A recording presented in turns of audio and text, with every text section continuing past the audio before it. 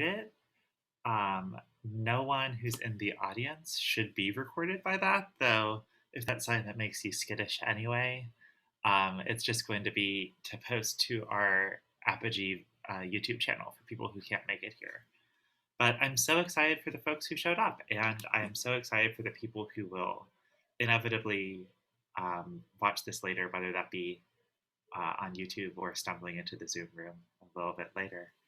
I'm Zephyr Lisowski. I'm one of the co-editors at Apogee, and this is a special Broadside reading series.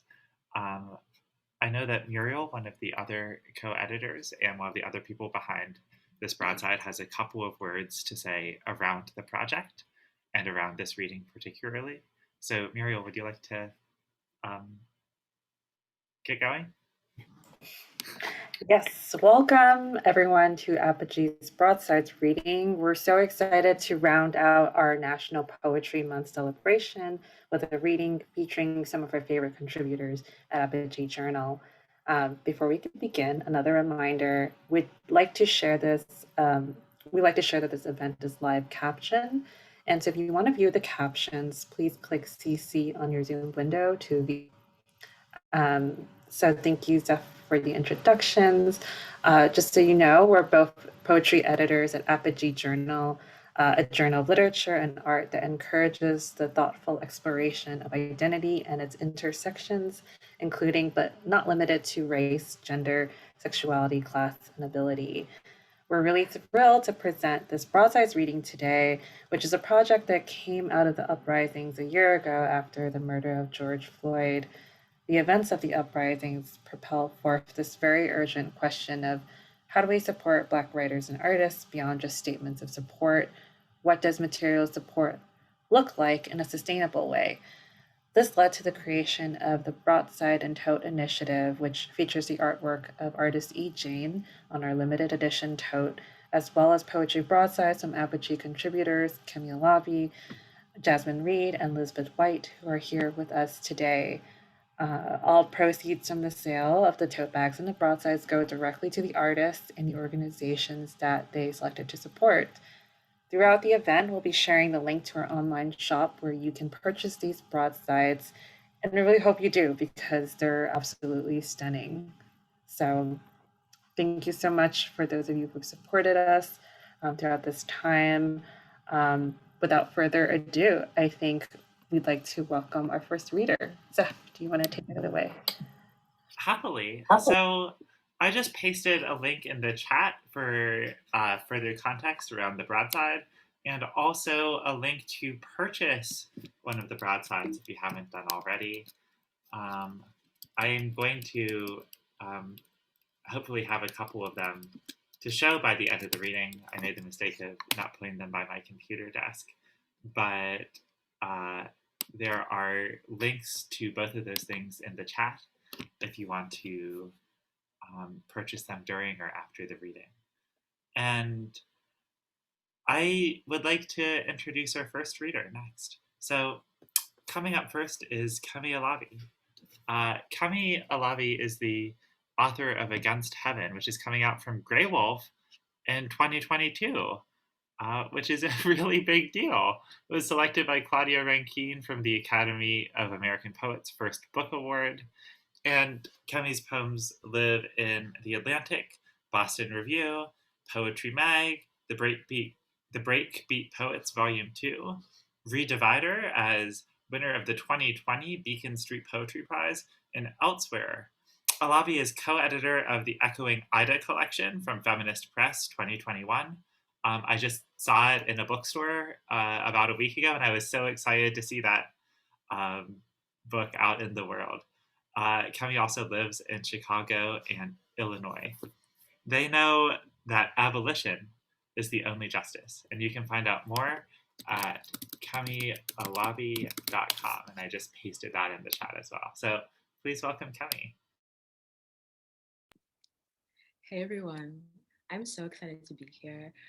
Thank you, Zeph and Muriel, for all of the care and labor you put into gathering us here. And thank you, Jasmine and Lisbeth. I'm so excited to hear you read. So I'll just get this moving so we can move it along. I am going to paste something in the chat. It's such like an intimate crew, which makes me feel good. So I might be just chatting y'all things along the way. The first thing I'm chatting is a tweet. This is a tweet from Tourmaline, an amazing artist, filmmaker. And since this project originated during the uprisings last year, I thought it would be appropriate to share some words that have really stuck with me since then. Tourmaline tweeted, "When we say abolish police, we also mean the cop in your head and in your heart." And those words inspired this first poem that I'll read, Against Heaven. I used to pray to a man-faced God, kept his whip beneath my bed, set alarms for daybreak lashings, pressed white cotton to the flay, made flags of the blood soak, raised them from my window, called this worship. Made heaven a jury the size of a county where nobody looked like me. Winged bailiffs plucked my cuffs to trap my cousin in a hot coal cage, called this roulette freedom, licking my raw wrists. Skin already petaled. Which kill forced the riot that bloomed me down to a pyramid of jade, remothered me to the squad car blaze, loot and shard, my siblings now. Which kill? Forgive me, I feared the devil's prison, misfaithed the sheriff in the sky. Why? Which kill? Forgive me, family, I miscountryed. Our chanting, water passing throng is my only homeland. Heaven and hell are the same empire, half-slipped, gasping, clutching our hems. Ungoverned by the lie, with fists and flames, we cleave. Speaking of cleaving, this is How to Fornicate in 7 parts. 1. After killing your God, hotbox the gun smoke. Cough out any vestigial prayer. Remember that spooky shit old boy hissed mid-smite, bullet plowed, curling away. It's true. You belong to the fire now. 2. Lose your Bible. Book of napkins to fold so the hungry busy their hands. Stop circling garden gates for scraps when a harvest splits your hips. 3. Your booty a whole altar call. Sickle-pitched hallelujah, blessed queers were born screaming. Become the most honest song they will ever sing, or the worst, or both, or never mind. 4. When street preacher rebukes your thighs, TV after school specials your mouth, Adam tweets, fuck that nappy-headed rib splint, Snake prophesizes a bite, you die inside, say my own, my own, my own, my own. 5. Choir everything. Tenor the roses, alto the mulch, mezzo the flies, bass your bed, mountain they go tell on. 6. Disenchant the talismans of gods you love and leave. Spit flesh back to wafer. Left swipe eyes you caught and kept. Feed them to the cross pyre, blood rewarming. 7. Remember Genesis. The worlds and little deaths you build with just your breath and hands. Silhouettes that singe the walls with new maps to salvation. Till even the floorboards buck and cry, Jesus. Even the windows blush and say amen.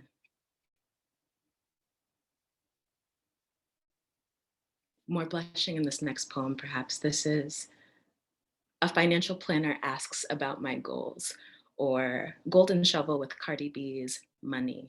I hope we're all very familiar with that song. Great. You can Google after this if you need to.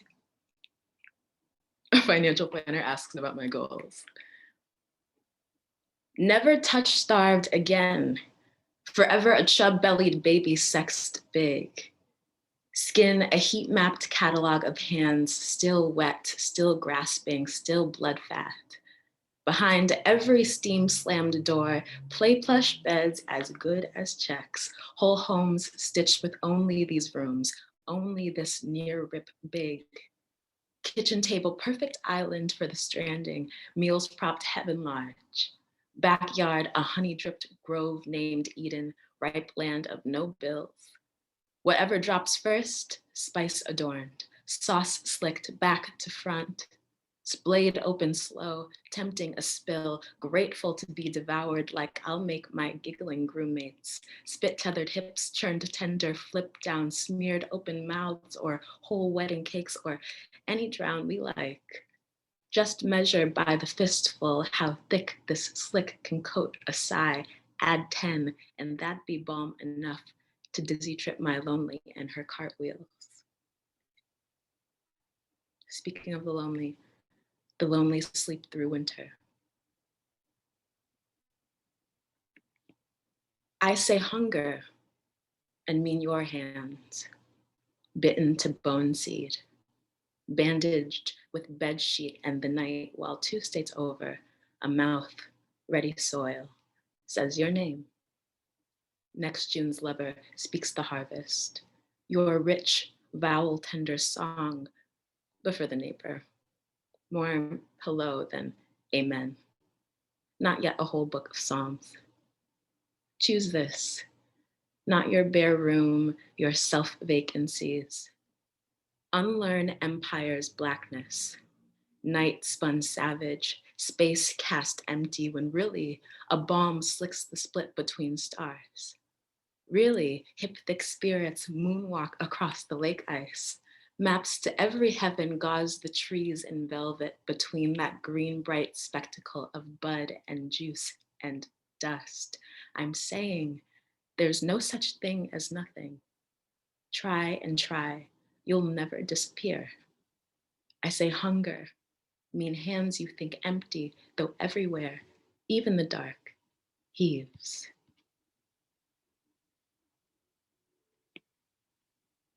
More hunger, with a poem after my dear friend Benji Hart. This is 44 questions to ask while binging. How many hands have touched this food? What were their intentions? How vast is the range? What makes them hands at all? How many seeds survived their birth for this? Did you count yourself? From sprout to pluck, how many breaths old was the oldest? What's become of its homeland? How many breaths will it add to yours? Or is this a thing that takes? Which things were born dead for this? Did you count yourself? Which born free? Which born food? Is there a state in between? How old was the well of that answer? If governments and their sign scrolls are Plato's cave wall shadows, where is the real sun? What's become of its homeland? How many generations removed from the land are you? What floor takes its place? What is it built on top of? Are the people who tended that place still alive? Are there any living descendants? Is their language still spoken on earth? If you heard it, would your feet twitch? Or does dead mean gone? How many gone things in your place? Did you count yourself? What does your body and the day it makes cost? What is its price in gone things? Is this sustainable, better, regenerative? Or will this make you the most gone thing alive? Is God or the human the cave wall shadow? Who says the shadow is nothing at all? Are you still eating? Who? What for? What have you grown in its place? How much is enough? Is enough a place or a count? Is there a state in between, or does enough mean gone? Did you enough yourself? In the language of the oldest gone thing, how do you say devour?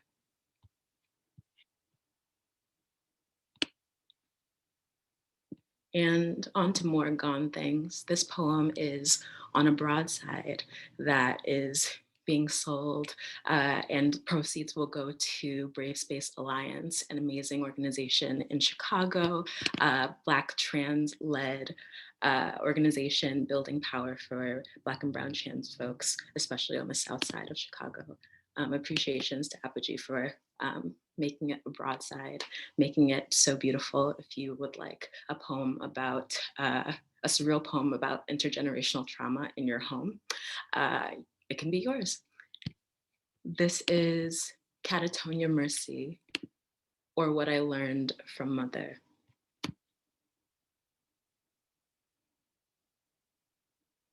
I was raised by the ghost who haunts the house I grew up in.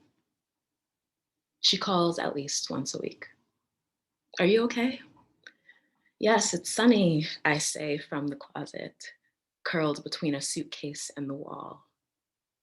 She's fourth generation spoiled fruit 'neath the poplars, born in the basement of a bombed out church. I've inherited the snapped neck, the smoked lungs, the terror. Have you eaten? The ghost smooths her dress over a billowing cough. Yes, I yell, fist stuffed into my mouth. I don't ask about Charleston, if she tastes the bullet meal. Are you lying? Her voice is a whole choir burning. I don't know. My voice is the shot that missed the child. We survive. The ghost mistakes her chill for breath. I know. I lie, staring straight through my chest. And we, the lucky ones, have never known greater mercies. Two more. A wedding, or what we unlearned from Descartes. Beloved, last night I doused us in good bourbon, struck a match between our teeth, slid the lit head lip to chest, throat zippered open and spilling. Our union demands a sacrifice. Take my masks, my wretched, immaculate children, sharp smiles bored by cavities, braids thick with hair slashed off lovers as they slept. The masks grew limbs and danced, so last night to the fire. Plank pushed, cackling as they bubbled and split, then dreamless dark, then mercy, somehow morning reached for me. Sun found us swaddled in sweat-through sheets, gauze and salve while night wore off. Oh body, always healing despite me. Oh body, twin spy tasked against my plot to rush the dying. Guardian of the next world's sweets, yes, I'll lick the salt.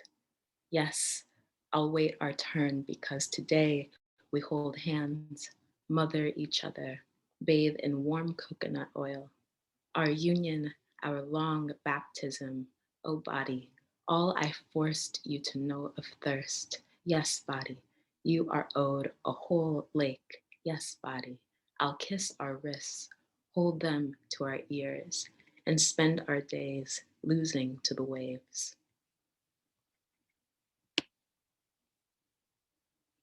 This last poem, before I turn things over to the other wonderful poets, was written during one presidential administration, but is applicable to all of them forever and ever, as long as there is a United States. And it is called We Would Hex the President, but. We would hex the president, but our bloom game too strong.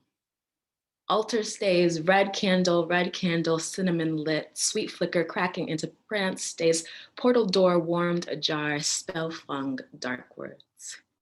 Wood, but we so black, we lightless, no mirrors, so touch, so sound, so food, our cedar smoke, drum kicks the body back to gospel, drumsticks the body smacked in mouthfuls, the room perfumes with our funk bright wild.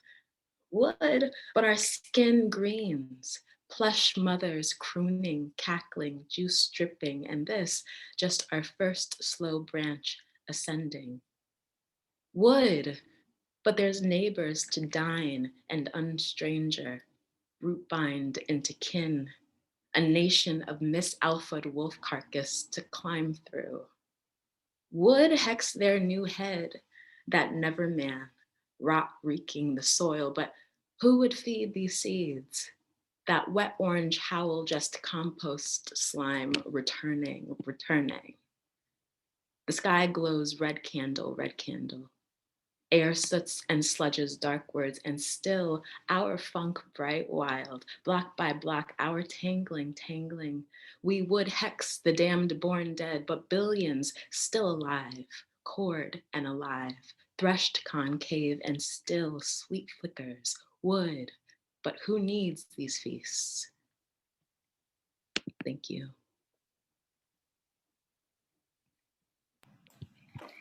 Wow, thank you so much, Kemi. I love any intro that ends with a hex, especially given our history of electoral politics in this country and governance.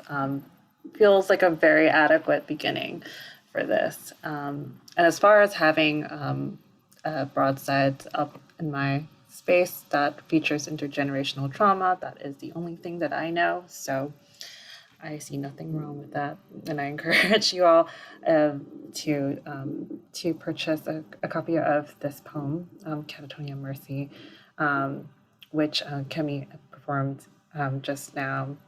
It's truly something to witness, and you'd be so lucky to have it in your home. I'm very excited to introduce our next reader for this evening. And I have her book right here. Jasmine Reid is a twice trans poet of flowers. She is the author of the chapbook Deus Ex Nigrum, winner of the 2018 Honeysuckle Press Chapbook Contest, selected by Danez Smith. An MFA candidate at Cornell University and recipient of fellowships from Poets House and Jack Jones Literary Arts, her work has been published or is forthcoming in Muzzle Magazine, Apogee, The Shade Journal, and Paper Darts, among others. A Pushcart Prize and Best of the Net nominated poet, Jasmine was born and raised in Baltimore, Maryland, and is currently based in Ithaca, New York.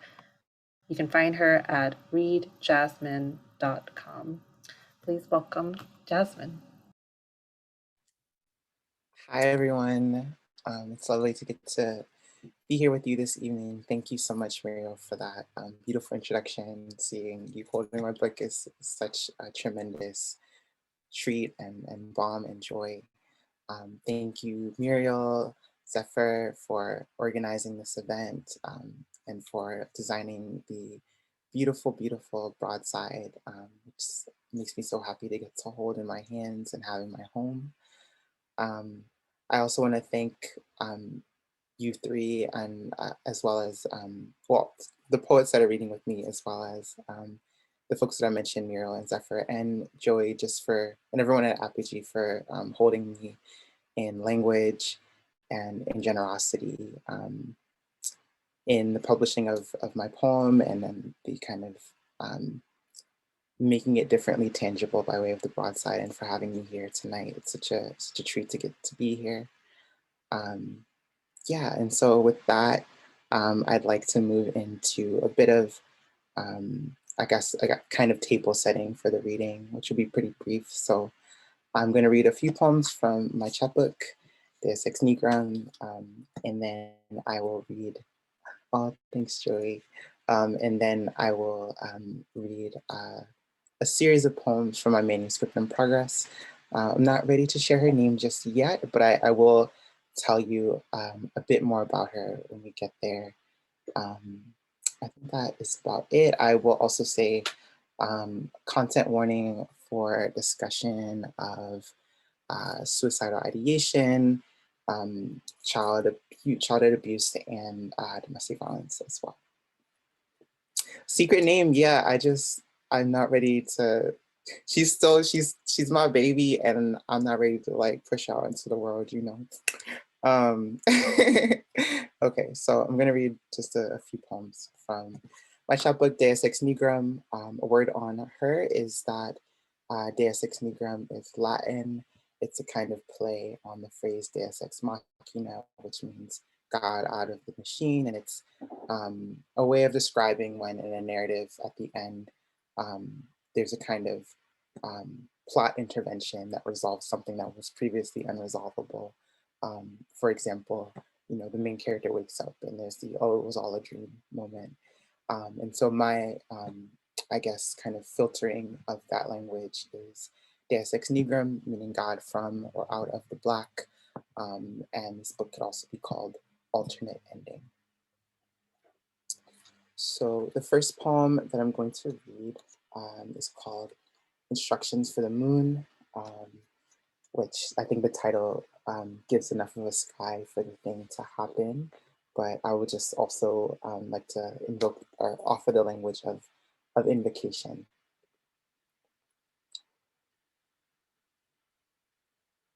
Instructions for the moon. Go towards starshine and meet me at dusk.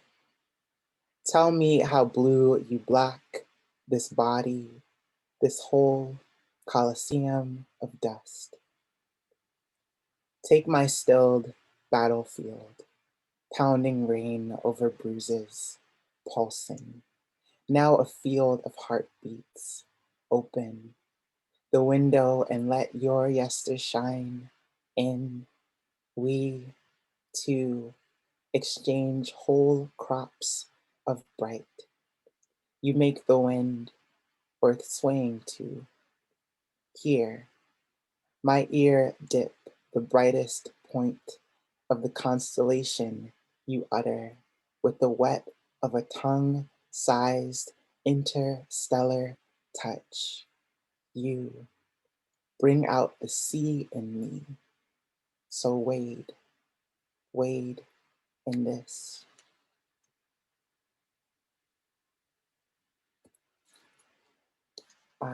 The next poem is titled On Earth I Is, Will Be Me. I don't think that, yeah, I think I'm just gonna go into reading the poem. On earth I is, will be me. At the river, I watches the green be itself, even without the sun. I is the only bright yellow thing out here. Eyes, nails, anyway. Painted, panting, body, again, anyway. I is sitting here. Black, wave, citrine, cloud, brown, and outside. Brushstrokes, me, the dabbing day, breathe. I doesn't stop. I lets it all be outside. See, I often is afraid to be a skin wearing this much color.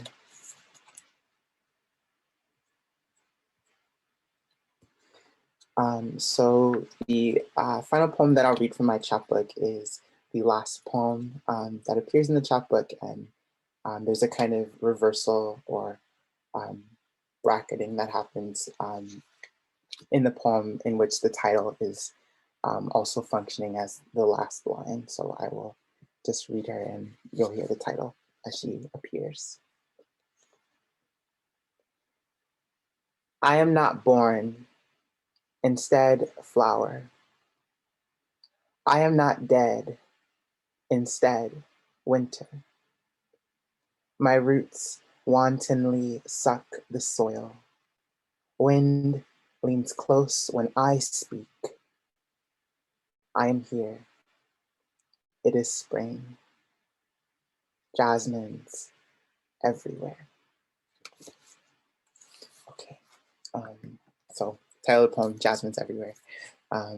And from there, I'm going to move into reading some poems from my manuscript in progress, and I'll tell you a little bit about her. So she is organized by way of three speaker selves who are interlocking and in interlocution. Speaker selves who sometimes name themselves and sometimes don't, sometimes explicitly address one another and sometimes don't. And so you'll get to hear from all three of them throughout the course of this section of the reading. And they are, I'll tell you their names. So they are the Poet of Flowers, the Angel of Blank, and Goddess. Also, so the first poem I'm going to read is also the poem that appears on the broadside that Zephyr so gorgeously designed. So I'll read her first, and then the remainder of the poems I have actually I haven't yet read publicly. Maybe a couple of them I have once. And so I really wanted to push myself to embrace courage and to embrace a kind of trust and belief in things that I haven't, in my ability to do things that I haven't done yet before. So in that spirit, I will read this first poem and then move into more courage.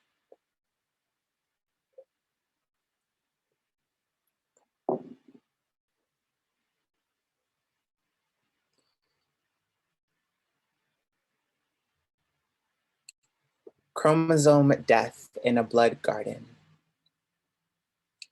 Call grass the clutch, so here we are, watered.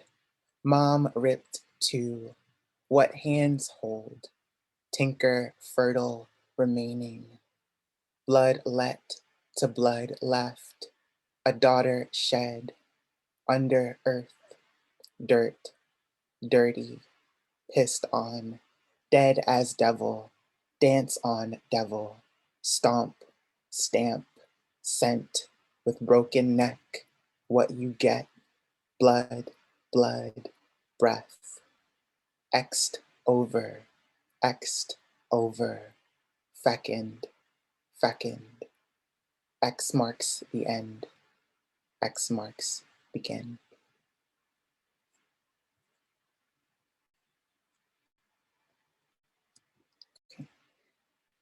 So this next poem is called Where All We Flowers. And yeah, I think I would tell you that I'm from Baltimore, but that's been said already and that appears in the poem. So if anyone is familiar with like Baltimore, the Chesapeake, and maybe any of the kind of colonial history of Lord Baltimore, you might be bringing that into this poem.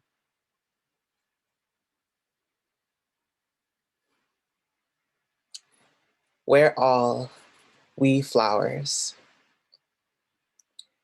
Where all with flowers, your first bloody lips, in grass, from garden backyard, toy chest, ours, the thing is wrath, epitaph, sepulchral thirst, look, Chesapeake, look, Lord, Baltimore, Ma, her Sunday word, slammed closed inside you the girl who doesn't get barrettes, no bowl of braids heads down the stairs. Ma is a long well away. Night air, flotsam, winter. Granny, mama sees you. She lingers in light, saint like above up. Lets your legs toddle alone, travel steps aboloniously.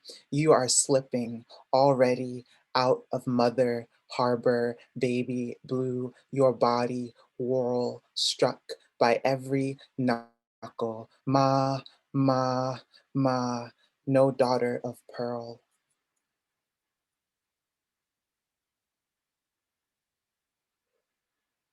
Okay. So this next poem is called Excessive I, or Redacted Psychotic Excessive I. So I wrote this poem when I was taking a class on psychoanalytic theory and kind of literary and energetic expression. And I found myself pushing against the idea of being psychotic, which is, when your inner world doesn't align with the outer world, and the ways in which, for me, as a queer Black woman of trans experience, my inner world is its own universe, is a space of dreaming and possibility, where it is vital to my existence that my insides are not reflective of my externalities, in the broad sense of that.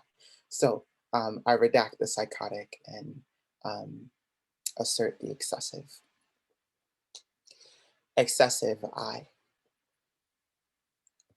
Crying, I am upside down in a pool, nostrils filling, sinuses aching with the effort.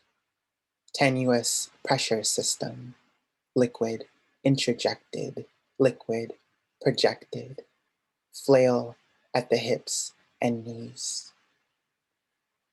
Why me? Can't leave. 70% of the world hurts, equal and opposing, my body enjammed with water. How can I contain such intravenous veins? How could I live, walk, sieve, with mother and father holes in me, gulfs I stream ceaselessly, not a country, I come from being left. Over and again, I am pressed with love, never lovers, their fingers in me, open dikes.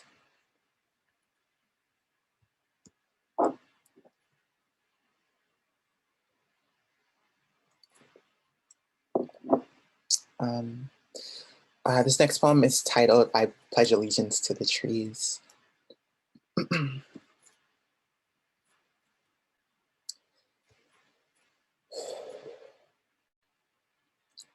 I pledge allegiance to the trees. Family eludes me, unlike a spore, though I know the pattern being left behind. However, I pine, needles jabber their way into my devotion. I just want my hand held, nipple licked. I just want to disappear for a moment in the language of trees, water, talking underground, and leaf to leaf to leaf to leaf. The horizon is a mind constellating. The sky we fall indivisibly beneath, suturing the world, root to root, nursery and grave. The entire matter of being is hugging over streets and through the dirt. I hug myself, strand of sky I am capable of invisibilizing the space of becoming, prolonging, light licking my own nipples as world pulls rags through the sky, blood thick pieces of the nation state, redacted love, unwatered.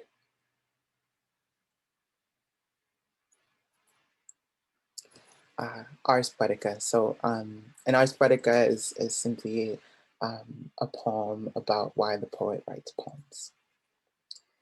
Ars Poetica. The poems are branches worked through the mouth and hands.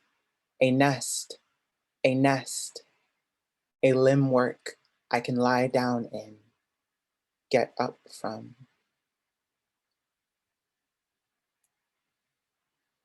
Okay, so the next poem is called Not a Suicide Note. Yeah, so take a drink of water and I'll get into that.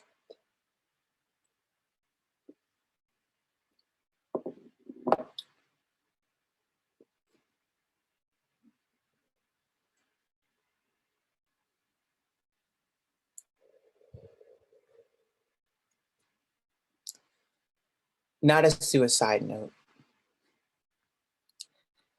I have hidden the knives and safety razors inside a bag, inside a box, inside a bag, under my bed. Enclosures bear at the bark of my blood.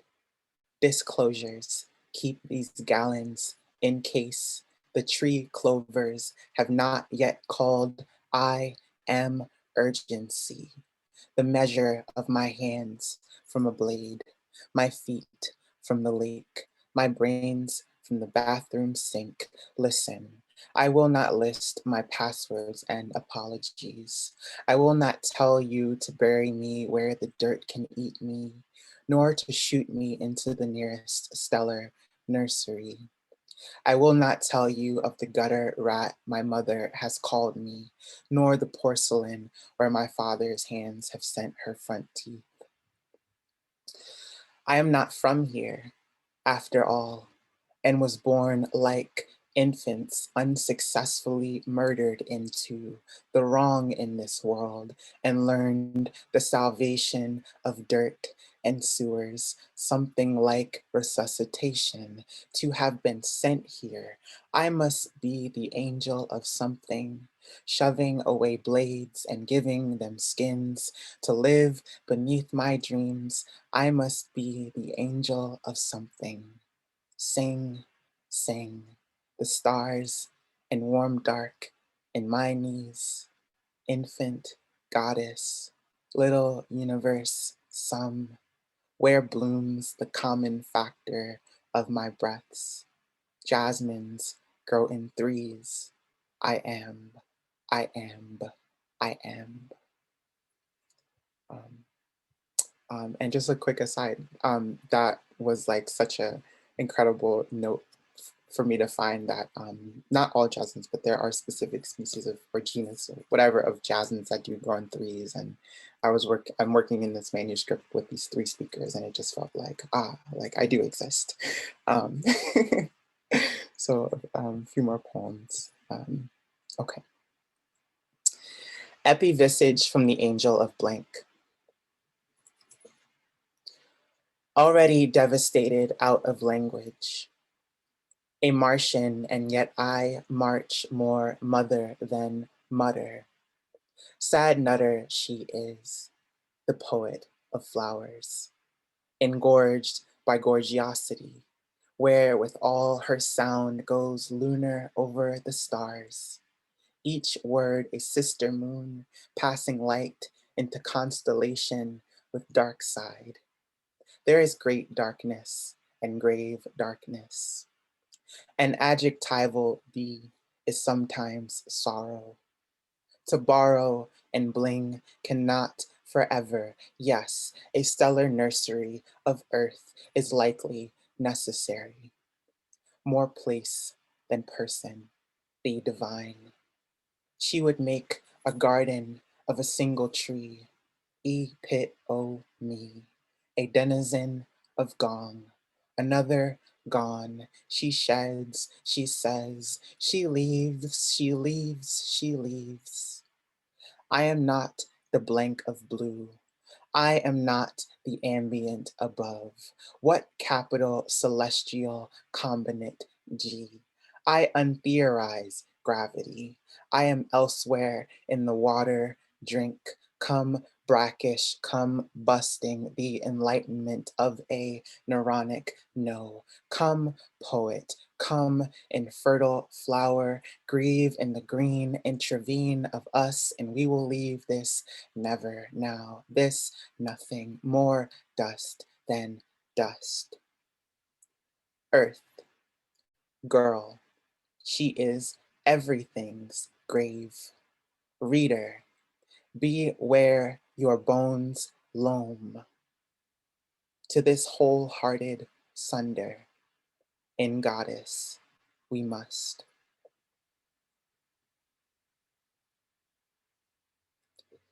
Mars Poetica. My dust life, read and rovered toward. The poems are Jurassic, rewinders of life's alien center. A lake was here. I see. All the years of your smallest material, where water has gone. Desert, planet, for rest.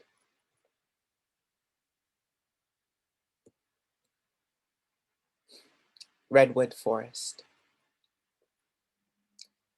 Redwood Forest. Yield the farthest reaches of trees. Yield their feet and me leaned into air. We skim our bosque to breeze into buds, knuckle green the way they live for leaves to exceed the us we are forest, to jabber the air, the pubic air.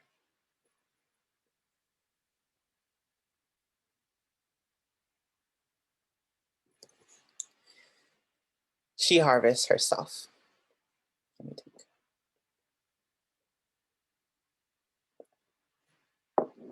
She harvests herself. Sorry. Black, perforated article of feminine investment, how indentured the chest to tight lines which draw the eye to query, beheld in the choke close space of interrogative, her bra screams for her. Think apples, cherries, melon seeds fleshed in red. Think face peeled back and set to teeth. Surgery, she is recalled to ground to grow green in the face. There will be so much blood. Terror is yeast to her daily bread. She shivers in sheets of flight, is risen and broken open into fission, pitted across her chest. Light is juiced and X is marked in bra straps. Dig me out of the future. She wishes every day to be meloned.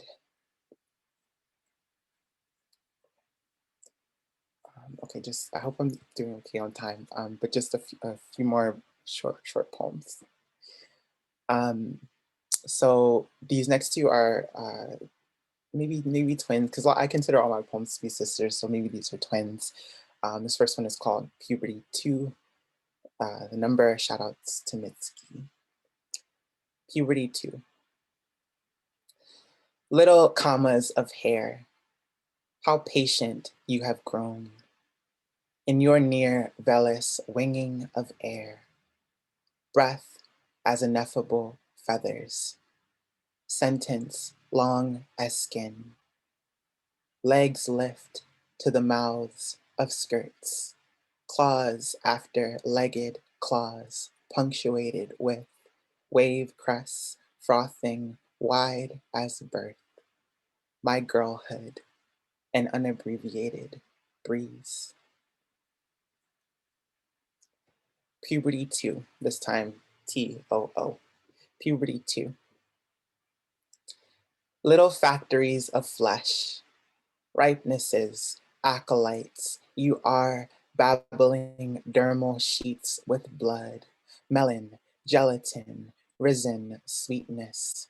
I adhere to soft to touch thickness, fingers affirming desire, my O, flush with juice, succulent as planted lips, oasis, teach me to lift girlhood with deciduous kisses, skin, flood, that unhooded gush. Okay, last poem, self-sentence. Okay. Self-sentence. To life, my life, O seed that I am, to spit out the shell, blasted bits I gestate myself inside myself, like a comma nested inside the sentence. My skin, cells, shells, spew. What grammar, no, what is the grammar of my flesh within my flesh? Vagination, vagination. What is my face's appellation? My brows, bones, jaws, lines, break. The jaws, lines break. The skull shall spew. I am a finger like a comma, emerging like a margin, grown into an eye with her head attached at every chromosomal coordinate in space. Exoskeleton, I leave from seed to unwinding seed. Queer, I, into an ampersand wing, and am everyone, whirling over myself. 1 foot planted in the past tense, plain wing, fingering the future to feed my lower lips, hand to mouth, the will, I, pleasure. Okay. Thank you all so much for holding the space with me, for being here. Kemi, your reading was incredible. Congratulations on your publication. And Lisbeth, I'm so excited to hear your words as well.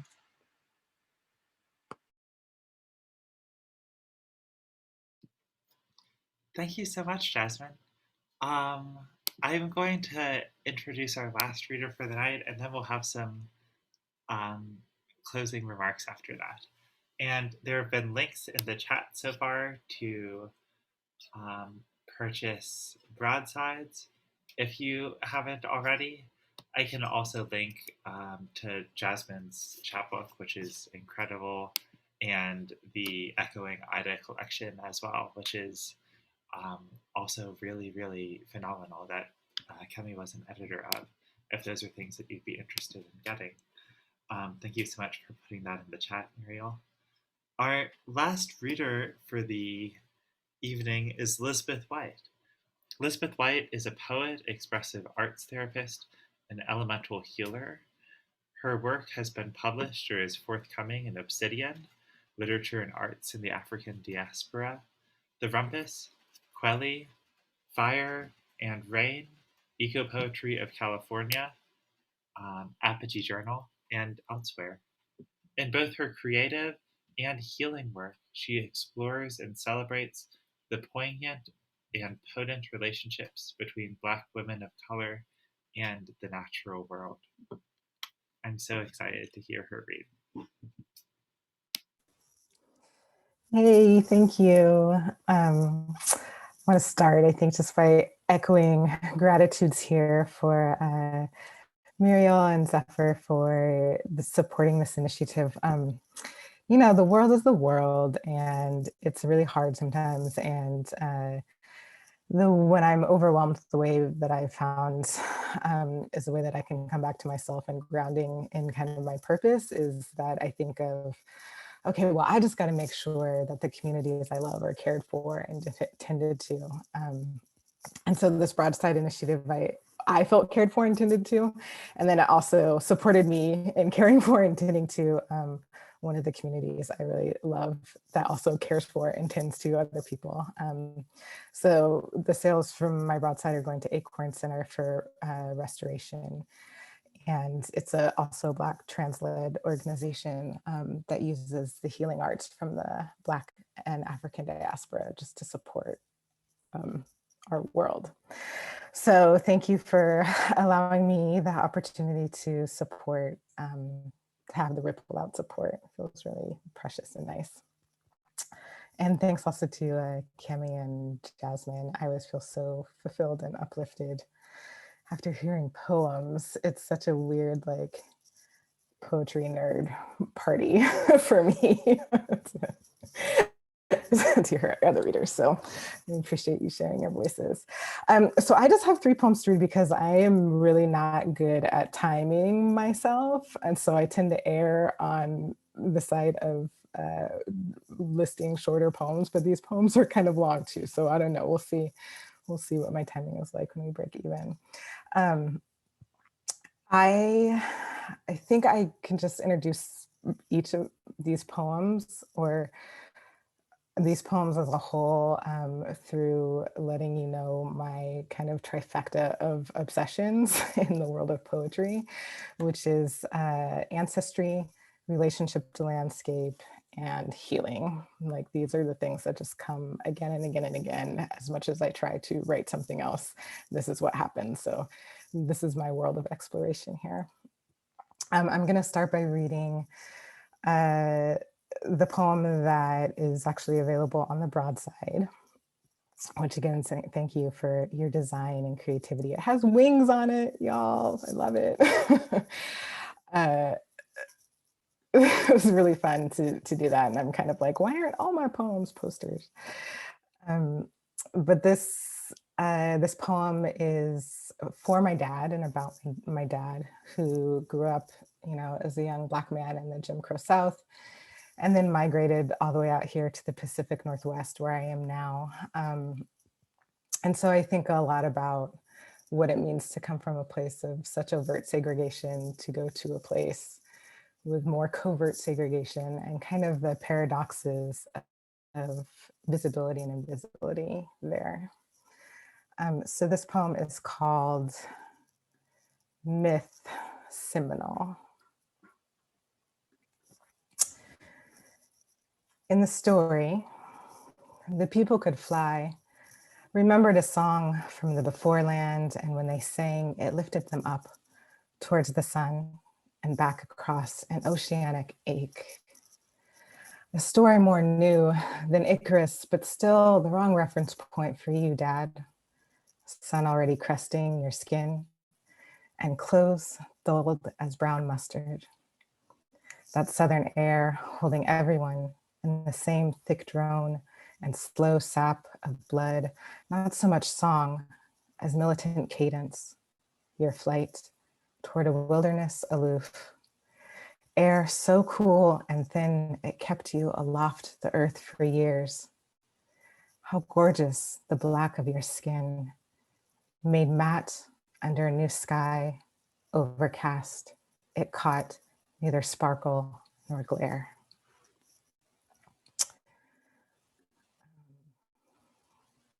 Southern movements. This next poem also appeared in the same issue of Apogee, so I wanted to also share that and read it aloud. And kind of, again, has to do with this sense of, we mentioned intergenerational trauma, epigenetics, I think, and I think I get a little bit fascinated about what we may or may not be repeating, what cycles we're doing, even maybe without knowing it. Also, like, to be honest, I dated a white dude and then I wrote this poem. Like, that's what happened.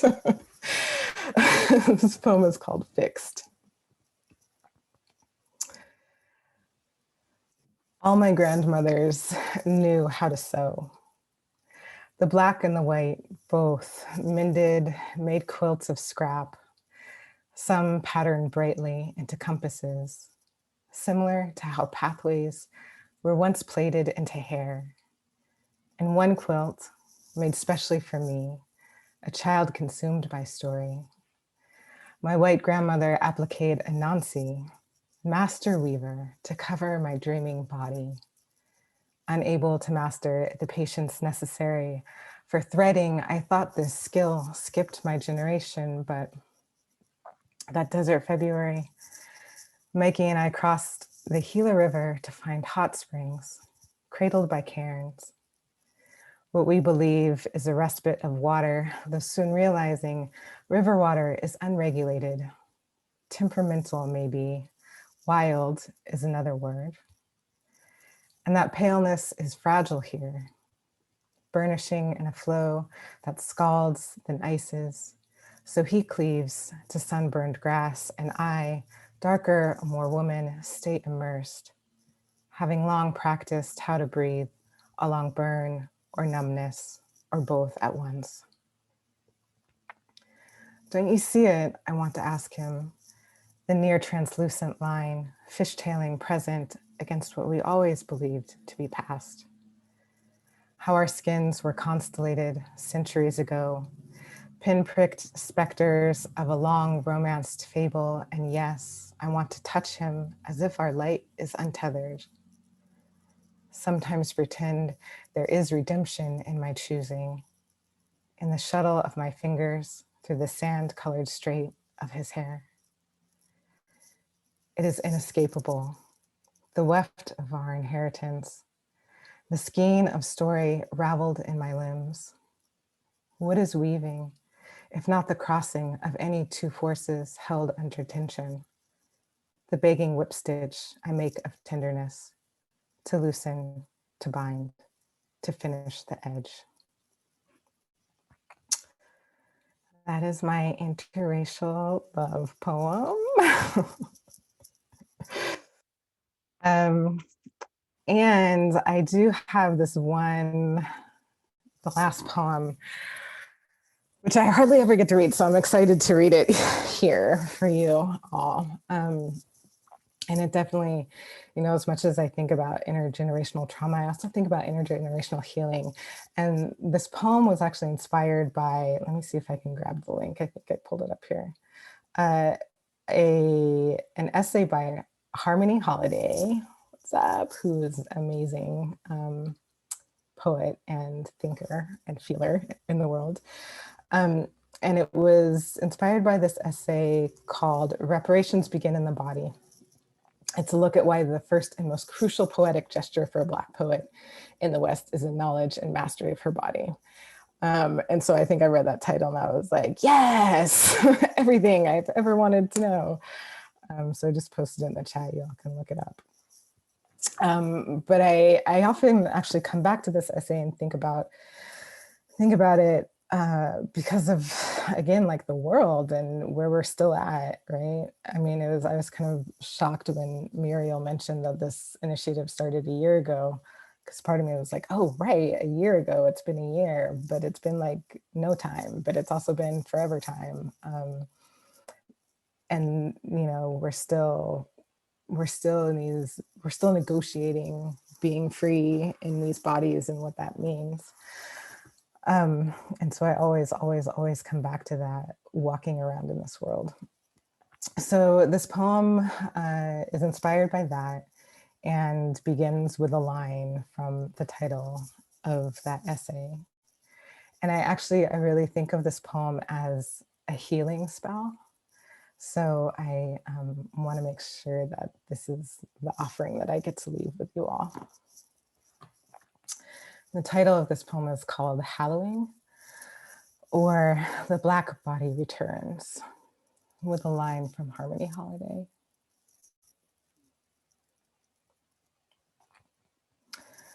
Reparations begin here, within the body, within the striations of muscle to tendon, nerve to tissue, which is what you needed to know the first time white hands touched you, prodding, as they said, for wellness.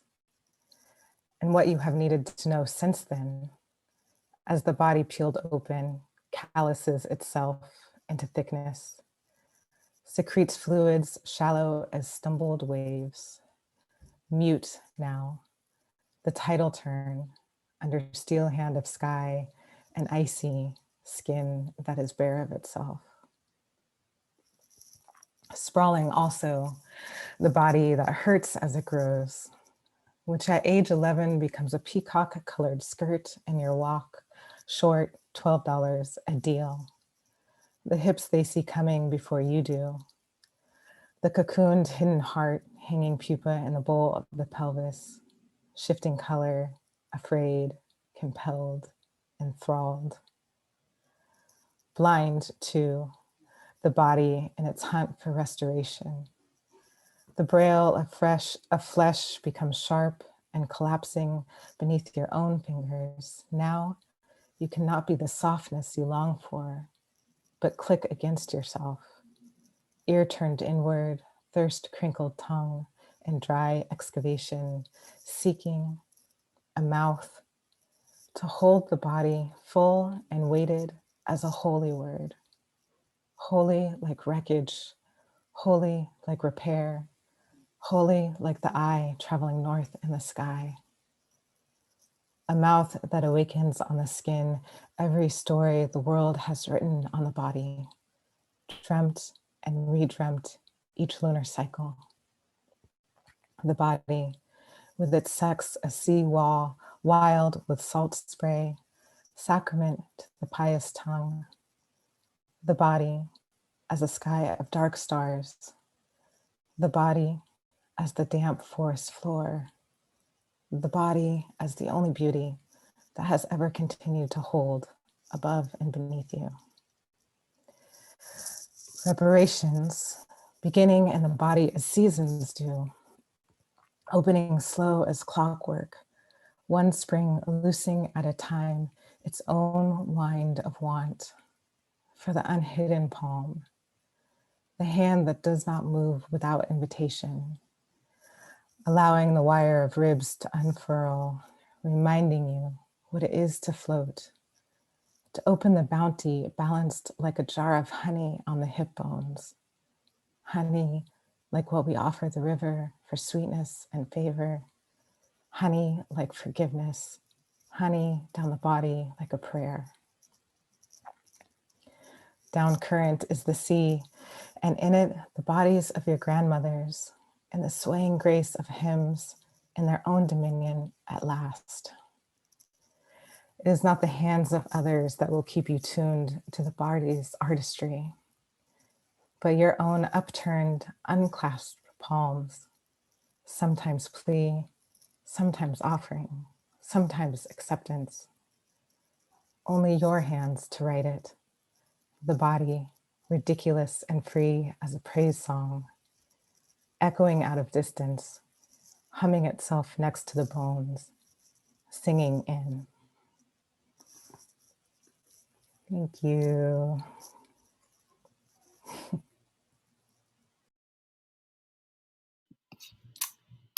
Thank you so much for that.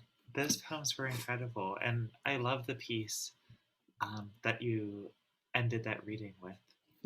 So beautiful, so generous in the space that it and you were both holding. Thank you so much. We've come to the end of the reading, so I just wanted to um, thank again the unexpectedly intimate audience that we had.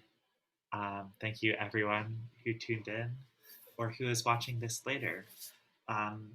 In between readings, I ran and I got all 3 broadsides in reverse order. If you haven't picked one up, this is what Lisbeth's looks like. Here are the wings. This is Jasmine's, and this is Kemi's. They're printed on high quality cardstock. They're I'm forgetting the name for this type of letterpress printed. So they're also textured, which I think, given the immense multi-dimensionality of every one of the poet's works, is really appropriate in some ways. Someone said in the chat, we love texture. We really do. Or at least I do. I hope not to speak for everyone else necessarily. But I just wanted to say at the end, thank you again for Kemi, Jasmine, and Lisbeth for sharing space with us. We encourage you to, if you fell in love with these works or if something stood out to you, to consider purchasing a broadside if you haven't yet, or just spending more time with the writer's work in general. They're all so important writers. Thank you so much for everyone who showed up, and thank you again for our writers. I'm ending this recording now, but I hope that everyone's evening goes as well as it can be under these particular circumstances. Thank you again.